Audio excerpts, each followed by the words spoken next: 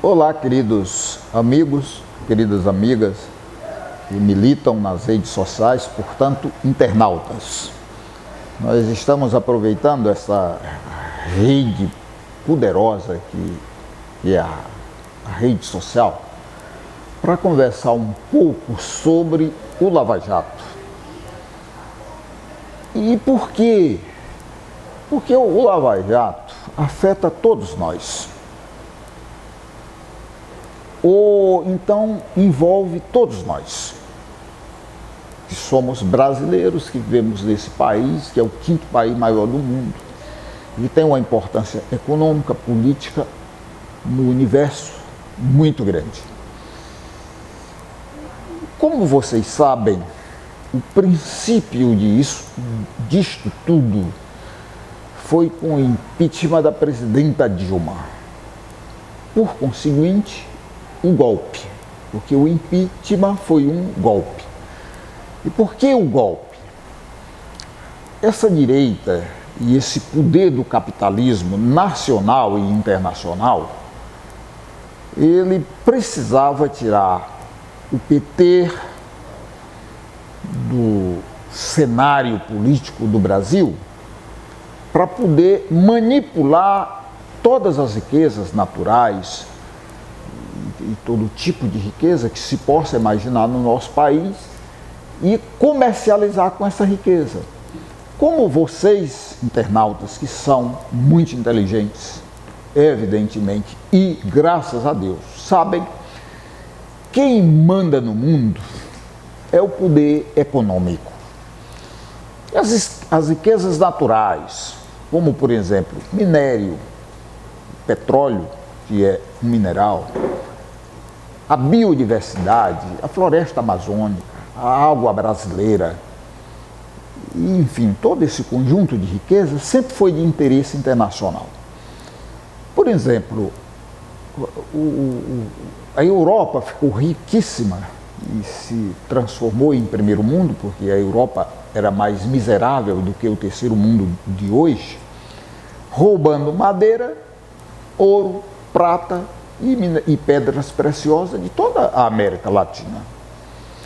Hoje quem faz esse papel de predador das riquezas brasileiras é os Estados Unidos. Ele precisa do petróleo da Argentina, do petróleo do Brasil, do petróleo da Venezuela e precisa da biodiversidade da Amazônia e precisa também explorar, em consonância com o capital brasileiro, as riquezas do Brasil, através tanto da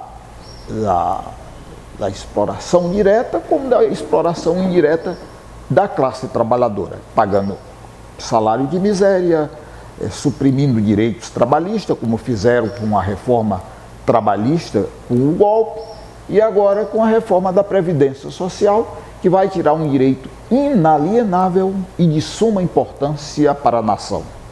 Então tudo começa com o golpe. Eles disseram a seguinte frase: a Dilma tem que ser impedida de governar o Brasil porque ela cometeu pedalada fiscal. O que foi a pedalada fiscal, gente? A pedalada fiscal foi simplesmente a ordem da presidenta Dilma para a Caixa Econômica pagar o seguro-safra dos agricultores pobres que perderam as suas safras por causa da seca e, no caso do Sul, por causa das enchentes, e o Bolsa Família. Como começou a crise internacional do sistema capitalista e com a crise houve a supressão de recursos, então a presidenta manda a Caixa Econômica pagar e depois o Tesouro Nacional pagaria a Caixa Econômica, como de fato pagou. Pronto, esse foi o crime e tiraram a presidenta Dilma. Assim que tiraram a presidenta Dilma, começaram a vender a Petrobras para os Estados Unidos, que era o que os Estados Unidos queriam. E em seguida fizeram a reforma trabalhista, tirando direitos que estavam previstos na CLT, Consolidação das Leis do Trabalho, desde 1943. E agora a reforma da Previdência, que os debates são tão amplos que eu acredito que todo mundo já compreendeu o que significa essa reforma. Pois bem, até peço a vocês, internautas, para, através do YouTube, vocês acessarem deputada Joana Mortágora, de Portugal, o que ela disse sobre o golpe. Para vocês ouvirem a fala daquela deputada e a denúncia que ela fez em relação ao golpe. Como instrumentalizaram o golpe, ou seja, potencializaram tudo aquilo que eles idealizaram como crime, ou seja, a pedalada fiscal, com o juiz Sérgio Moro, que infelizmente é um agente dos interesses obscuros que não são os interesses do Brasil. Então, esse cidadão, na condição de juiz, ele teria que ter tido moral suficiente, ética suficiente e dignidade suficiente para fazer o julgamento dos atos que eles consideravam como atos ilícitos, mas de forma legal. O que fez o juiz Sérgio Moro? Prestem bem atenção. E eu falo aqui com toda a responsabilidade, por isso eu peço para prestar atenção, porque qualquer homem e qualquer mulher que falar para o público tem que falar sempre a verdade, porque toda vez que alguém mente, ele está simplesmente faltando com o respeito para os outros.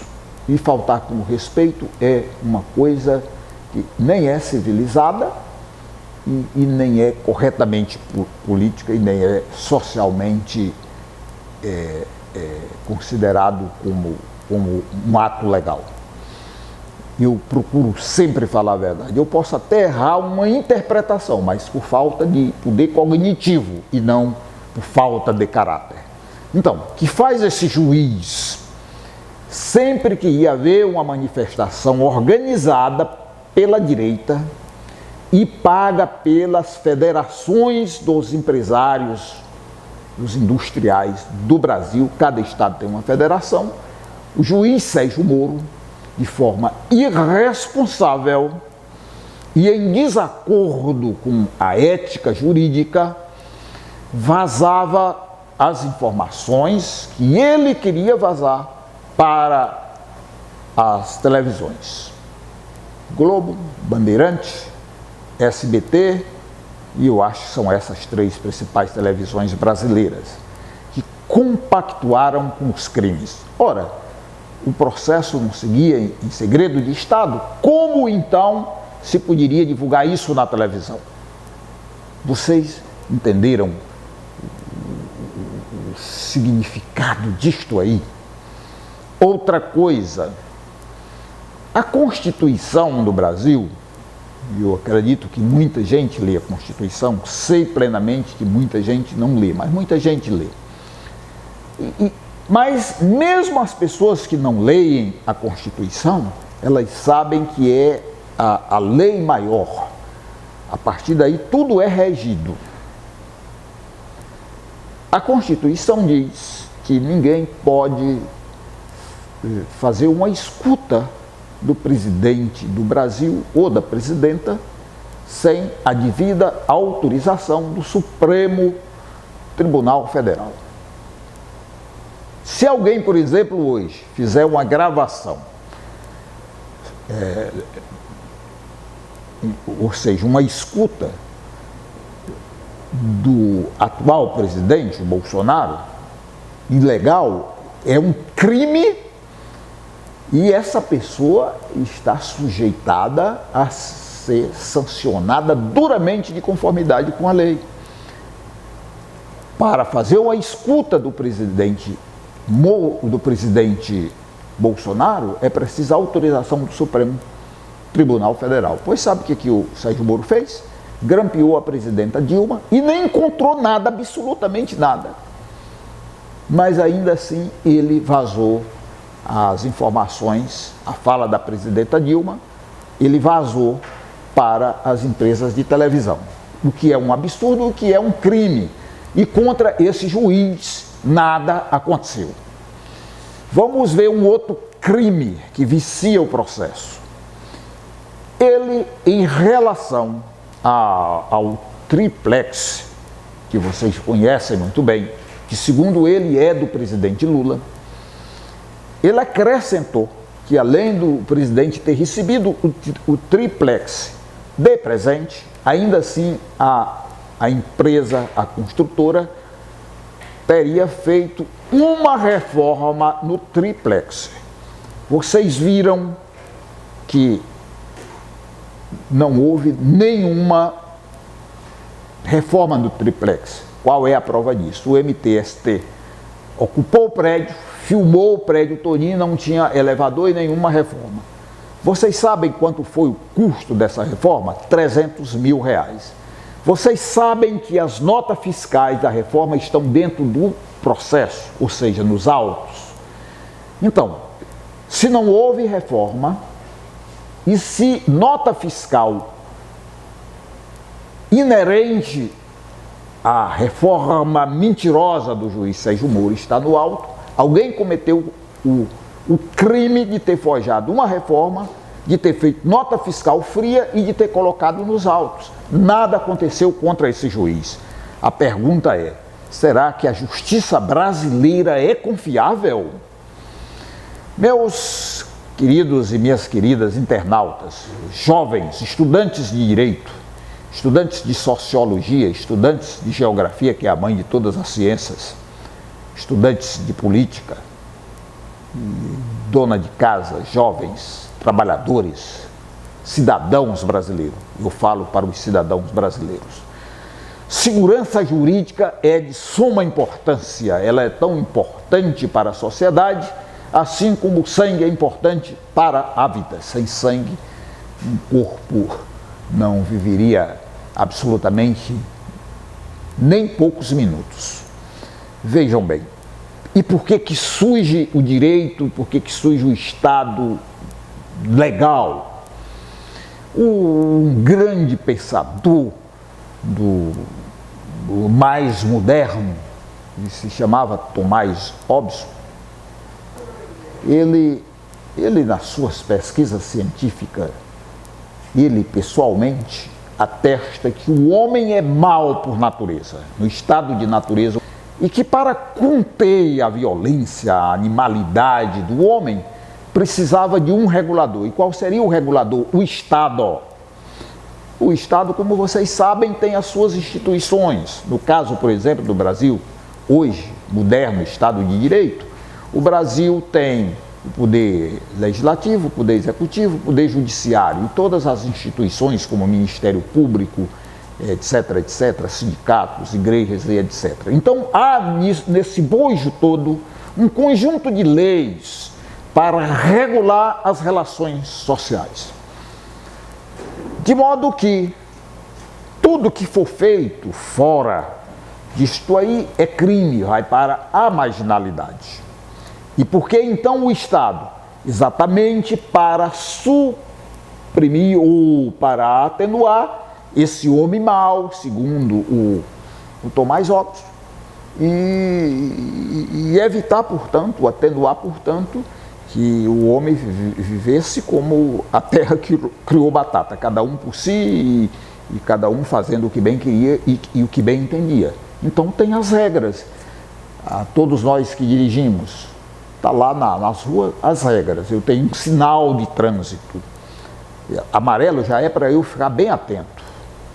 Vermelho, eu sou obrigado a parar. Quando eu paro no cruzamento, eu estou permitindo que o outro motorista que está na rua, que corta a rua pela qual eu vou, ele passe. Depois que termina o tempo dele, aí o sinal fica verde para mim, vermelho para ele e eu passo. Isso são regras para orientar o trânsito, assim como no Estado de Direito tem as regras para orientar a ação da sociedade. E o Poder Judiciário tem o papel primordial de, por exemplo, pôr todas as leis em prática, fazer o verdadeiro ordenamento, o julgamento dos processos. E quando alguém é, por exemplo, acusado de um crime, ele vai ser investigado. E o juiz tem que ser isento. porque o juiz vai ouvir os acusadores do acusado e vai ouvir também o acusado, ou seja, a defesa do acusado. Então foi apresentado aqui que alguém cometeu um crime, seja tipificado como for, e tem uma acusação e uma defesa. O juiz tem que ficar neutro. Então ele vai estudar os autos, ou seja, o processo, e vai observar a acusação e observar a defesa e proferir a sentença. Se um juiz não age dessa forma, ele está colocando em risco os direitos fundamentais da sociedade. Assim como aconteceu, por exemplo, com o presidente Lula, através desse processo viciado, assim como aconteceu com o impeachment igual a golpe, esse processo viciado pode acontecer com qualquer cidadão, com qualquer homem, com qualquer mulher, com qualquer jovem e com qualquer velho. Portanto, eu, como cidadão, preciso exigir do meu Estado que a justiça seja isenta de qualquer possibilidade de condenar previamente uma pessoa, principalmente em relação a uma influência política. E vocês sabem que o preso político, esse termo, ele é filosófico, ele é preso. Por quê? Por motivações políticas. Um dos exemplos mais evidentes disso aí foi o Nelson Mandela. Lá na África do Sul existia um apartheid. Então, quem era branco e tinha dinheiro, eles tinham tudo que o Estado dispunha, eles tinham o direito de gozar daquilo tudo. Quem era negro, nem o direito de trabalhar tinha. E o Nelson Mandela, então, organiza os negros e vai lutar contra os brancos, não com raiva dos brancos, ou para suprimir dos brancos a felicidade que eles já tinham, mas para que toda a sociedade da África do Sul, independentemente de ser branca ou negra, tivesse direito ao bem-estar e à vida. Ele ficou 27 anos preso. Então ele era um preso político, porque foi preso por motivação política.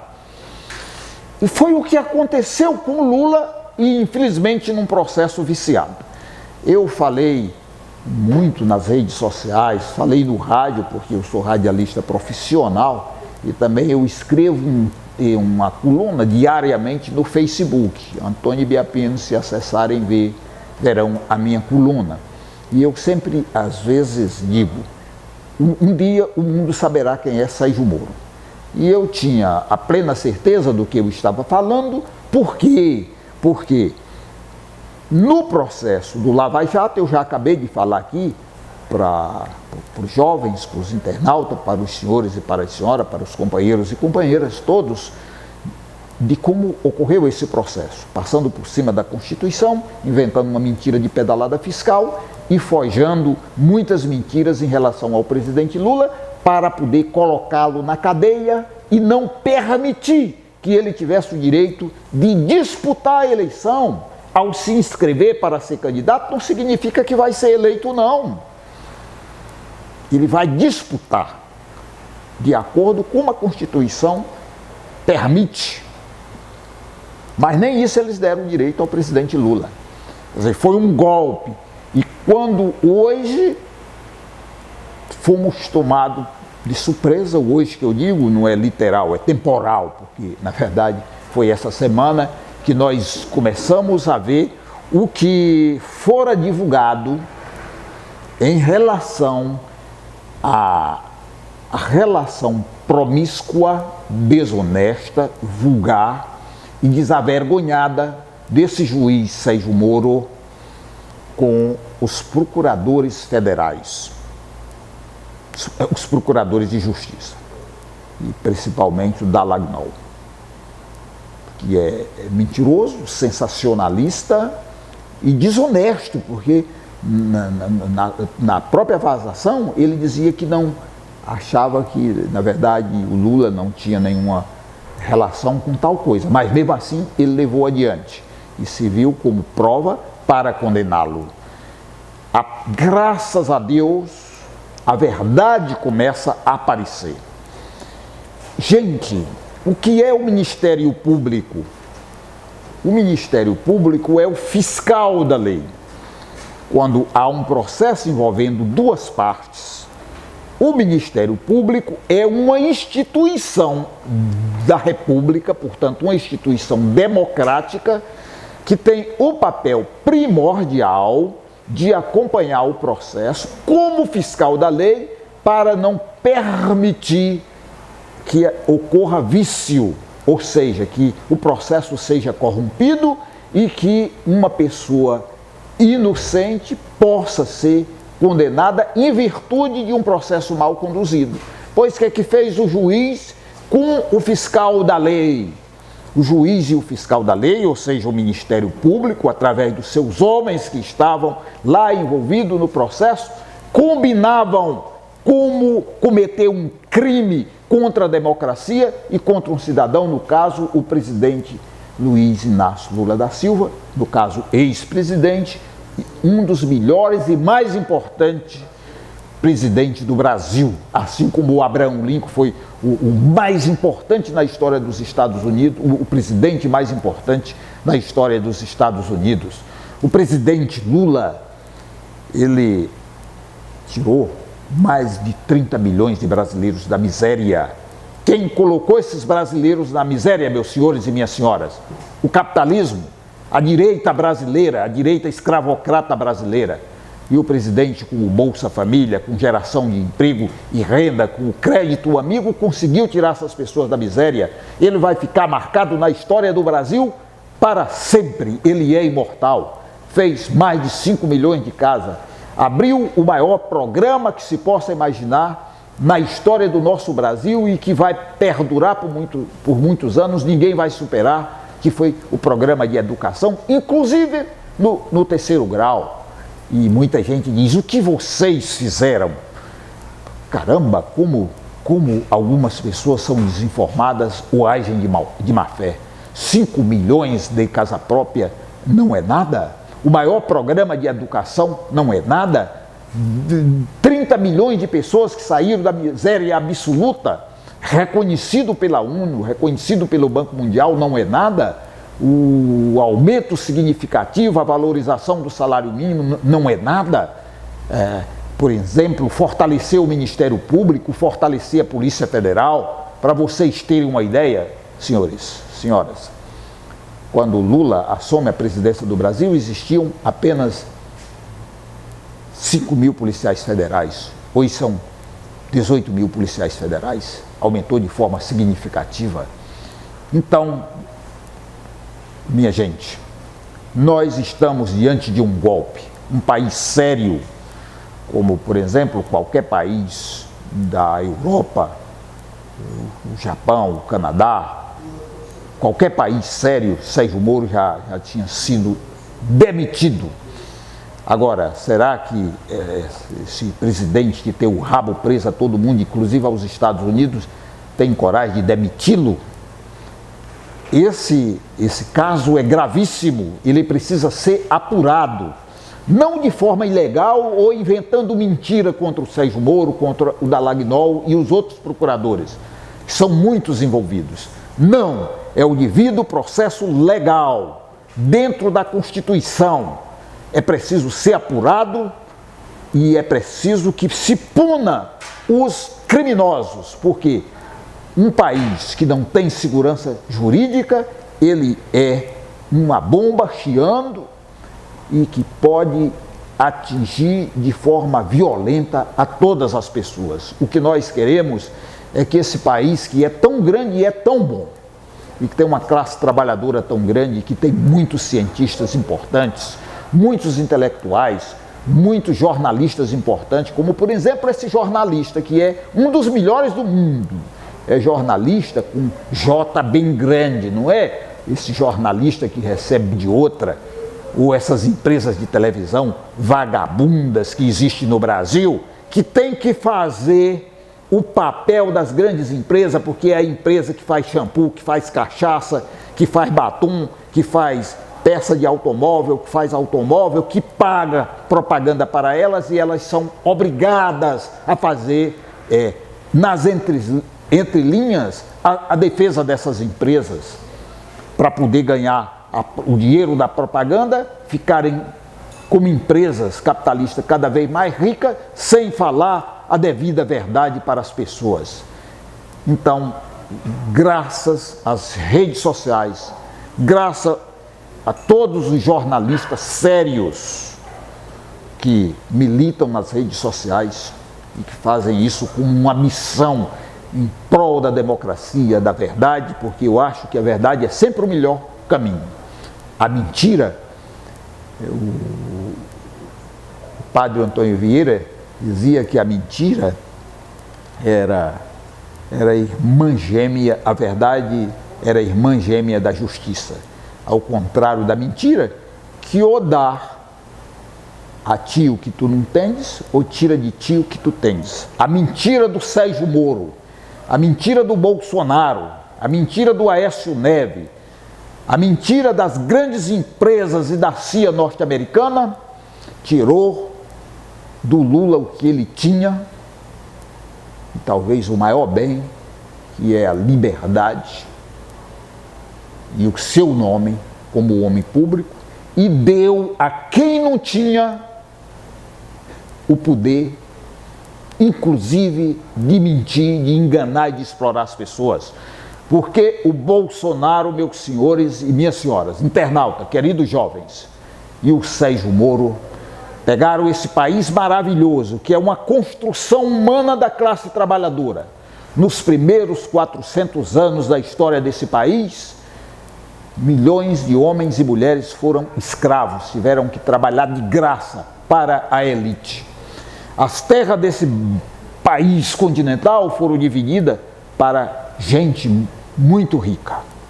E a maioria absoluta do povo brasileiro ficou sem terra, tendo que sair lá das fazendas e virem um processo de migração para as grandes cidades, morar em favela, e daí foi se construindo um cinturão de pobreza absurdo, e isso se reverte em violência que hoje é insuportável, porque uma elite egoísta, contrária inclusive ao que disse Jesus Cristo durante os poucos dias de vida, porque só durou 33 anos, e foi morto pela elite de Roma, porque pregava a justiça e pregava a verdade. Então, a falta de justiça social no Brasil fez desse país um país violento, um país de miseráveis, e que nós vamos ainda ter muita dificuldade para promover a paz, porque a violência já foi institucionalizada no nosso país. Então, esse governo, em vez, meus senhores e minhas senhoras, de trabalhar em duas áreas, primordialmente, para concluir aqui essa minha fala, eu quero dizer isso: educação e desenvolvimento econômico. E desenvolvimento econômico no sentido de sustentabilidade. Não pensem que desenvolvimento econômico é crescimento econômico, não, porque o crescimento é o crescimento do PIB. E quem tem o direito a esse crescimento são os grandes empresários. Já o desenvolvimento sustentável, ele não pensa só no crescimento econômico sem distribuir de forma equitativa as riquezas para quem trabalha. Então, se o Brasil se desenvolver do ponto de vista sustentável, se o Brasil gerar empregos, aí o Brasil vai tirando o pessoal da pobreza e vai paulatinamente crescendo e se desenvolvendo, mas distribuindo parte dessa riqueza que é construída pela classe trabalhadora de forma equitativa com todo mundo. e o outro caminho é a educação. A educação é fundamental para desenvolver a capacidade cognitiva das pessoas, para fazer as pessoas refletirem sobre o que é melhor para o nosso país, o que é melhor para a nossa sociedade. Arma é sinônimo de morte. Em vez de arma, queridos estudantes, coloquem um livro nas vossas mochilas.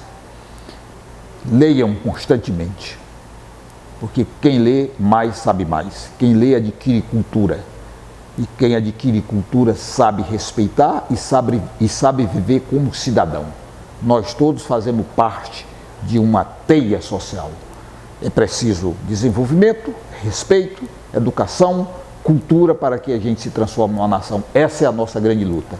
Então, conclamamos aqui a todos e a todas, inclusive para lutar na greve geral do dia 14, não contra o Bolsonaro, mas contra as medidas desse criminoso, que além de ter contribuído com o Michel Temer para acabar com os direitos trabalhistas, agora ele está colocando na ordem do dia uma proposta que significa mais miséria, que é tirando o direito à aposentadoria. E quero dizer aqui para vocês, finalizando a nossa fala, quero dizer o seguinte: quem se aposenta hoje é porque trabalhou ontem. Quem trabalha hoje vai envelhecer e precisa da aposentadoria amanhã.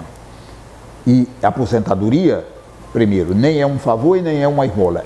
Enquanto trabalhador, eu pago a Previdência Social durante 35 anos, todo mês, de forma sistemática. Ao envelhecer e por estar velho não ter mais condição física para trabalhar, e nem o capitalismo me aceita como trabalhador, porque aí ele já vai pegar um jovem ou uma jovem. Eu tenho que ter o direito de receber aquilo que eu paguei como minha aposentadoria, para que depois de tantos anos de trabalho eu possa viver com dignidade. Portanto, eu quero deixar aqui o meu mais profundo repúdio com a indignidade desse juiz imoral e desses procuradores imorais que não respeitaram a própria pátria, porque usaram a toga para potencializar o crime, infelizmente. Mas o Brasil e o povo brasileiro, especialmente os jovens e os estudantes e a classe trabalhadora, é bem maior do que os canalhas. E a verdade é o melhor caminho. Creio que a maioria do povo brasileiro prima pela verdade, prima pela justiça social e prima no sentido de construir um país grande, soberano e do ponto de vista social bastante justo, porque essa é a nossa grande luta. Construir um país em que todo mundo, sem nenhuma exceção, tenha direito ao bem-estar e à vida.